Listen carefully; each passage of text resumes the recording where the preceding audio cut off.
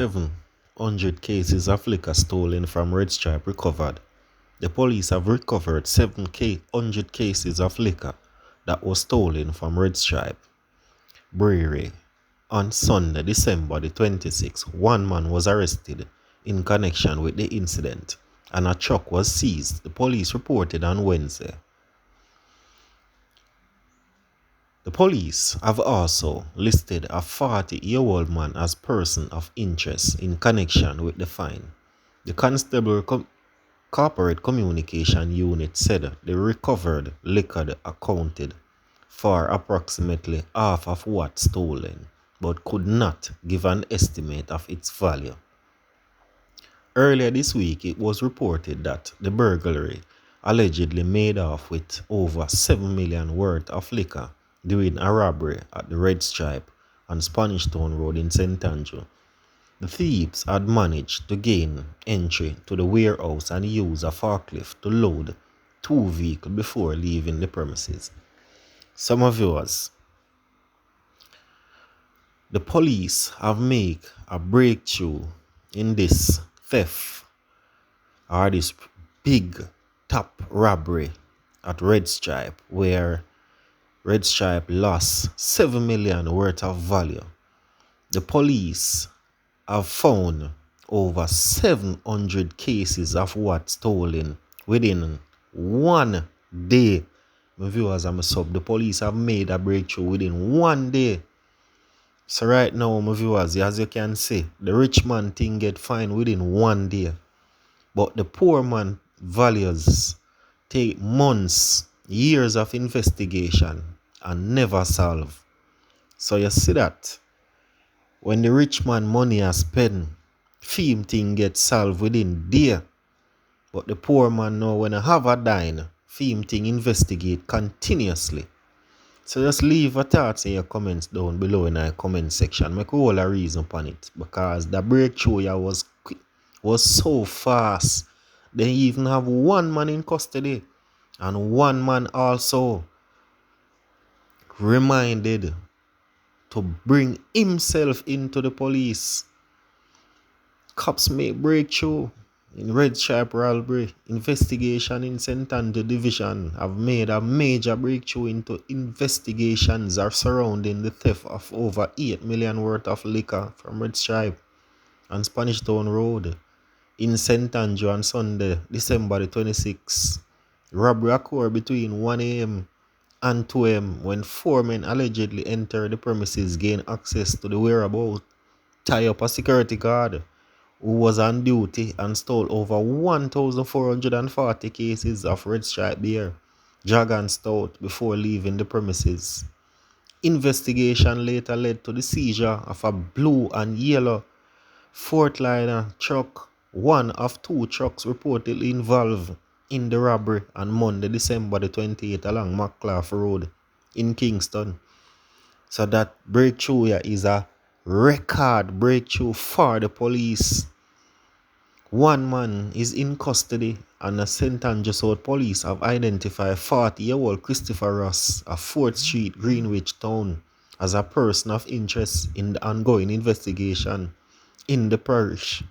Ross, or anyone knowing him, is being asked to make contact with the detectives at the Huntsbury Police Station at 876-923-7111 or Crime Stop 311 immediately. And we know, say, by the day if it done, them are going to catch him. There's no doubt about that. Them are going to catch him before the day done. So later, look out for later, where we are going to tell you, say, the police have caught all of the perpetrators behind this major robbery. 2 top police constables being questioned about attempted Kingston bar robbery. 2 police constables assigned to the Kingston Western Police Division are currently being questioned by the investigators in relation to the attempted break-in at a bar in Kingston. The cops are among 4 persons in custody. It is reported that sometime after 3 o'clock this morning, a police team was on patrol along Windward Road in Kingston when cops saw two men standing under a shed. The men were reported to be igglers of Orange Street address in Kingston were questioned by the police about being out in the public during the nightly curfew hours. The men reportedly told the cops that they were working in St. Thomas and were awaiting their boss to pick them up. The police reportedly saw two vehicles, an AD wagon and a Toyota Wish parked nearby. The constables were reportedly aboard the Toyota Wish with the seat reclined. They were told by the patrol team to exit the vehicle, during which they reportedly identified themselves as policemen. A bar located near to the parked cars was checked by the police and a padlock was reportedly cut off and another had a cut. Two firearms, one taken from the policeman and another along with three loaded magazines containing 54 9mm rounds were taken into evidence. All four men were taken to Elliston Road Police Criminal Investigation Branch. Efforts to get and comment from the head of the Kingston Eastern Police Division, Superintendent Tommy Lee Chambers, were unsuccessful. The investigation is ongoing into the case.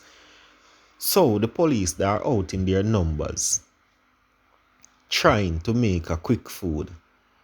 So right now we want to know if the police them not get enough pay or them just greedy. Leave your comments down below. From the other day, the police them might get caught up in a lot of wrongdoing. When I not hit them depan, I rob them a rob place. So right now, we need to understand the commissioner of police and the minister of security, Mr. Chang. You need to come out, come advise the public what really are going with your police officers them. If I not good pay them, I get top up them pay. Or if I just corrupt, clean them out. We need to know what really are going with the police them these days, because too many law enforcers getting caught for illegal activities. So Mr. Chang, we need a formal statement from you regarding these situation what we're having right now with the police them. I get caught with them hand in the cookie jar. So, Mr. Chang, we are look forward for you to come out, to come talk on that one. Yeah. Viewers and sub, right now, this year, New Year's, we have a little sad news. Figure you know, but quick and fast, I could tell you know what the sad news is. Annual New Year's Eve fireworks cancel. The Urban Development Corporation, UDC, has advised that there will be no staging its signature New Year's Eve events, fireworks at the waterfront and fireworks on the bay. The annual fireworks and waterfront hosted respectively by the UDC and its subsidiary Centan Development Company have become tradition for many families across Jamaica to usher in the New Year's. Over the years, its excess of 300,000 have gathered along the Kingston waterfront and Ochirias Bay Beach to witness the island's most telling water fireworks display.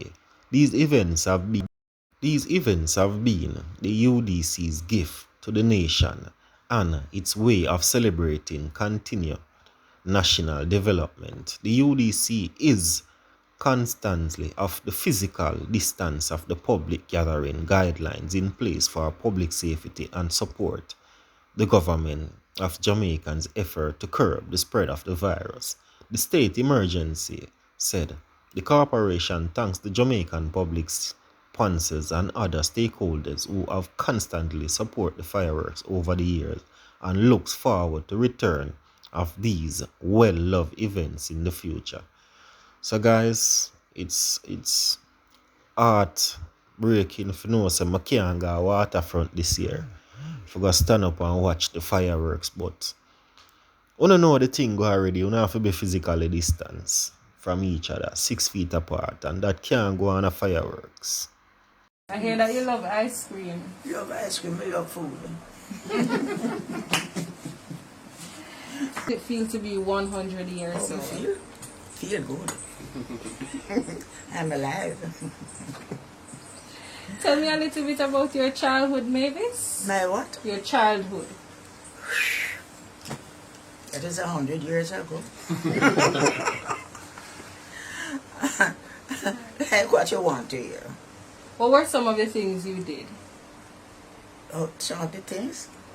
I was very naughty. And I don't know some of the things. At this age, When you were a child? oh, I do what other children do. You play, you go to school, you obey your parents and, things like other children. Nothing special. If I'm spoken to, I have to answer and, I went to school, I'm sure of that. Which school did you attend? Gone to college. How did you make a living, Mavis? Well, I work. Well, as I said, I went to school and you work different places.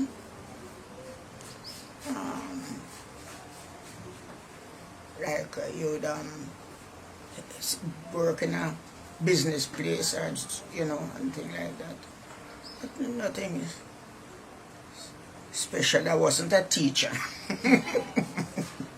Us about Sugarloaf. Tell us. Yeah. You're always telling us the things that should We used to come to church. and walk to church. Why and was it walk important to for you to move from Sugarloaf Yeah. to Garden Town? Because of the journey. And my mother started to suffer with arthritis. And the war, in those days especially, it's pure walking, away from your take. If you come to Garden, you take the taxi. As a matter of fact, in those days, you didn't even have bus coming up, you take taxi to where you're going. But it was walking thing. We walked to school, we walked to church. You used to do a lot of walking. How involved were you in the church? I was involved. We do our church business. We have different classes and we were involved in church life generally. I come down the station and when people saw me going up the station step, everybody's calling when I look, wonder what I do. Maybe them think that was when I go to jail. So when I went up, the corporal told me that I was appointed as a justice of the peace for the area. And they said I could start right away, but they would I would get the written thing from them and thing, And then you go to different places at times. You'd go to court, you go to different places and then in your area, you do all the people come to sign the papers and Thank you for watching. Please subscribe to JNN News Channel.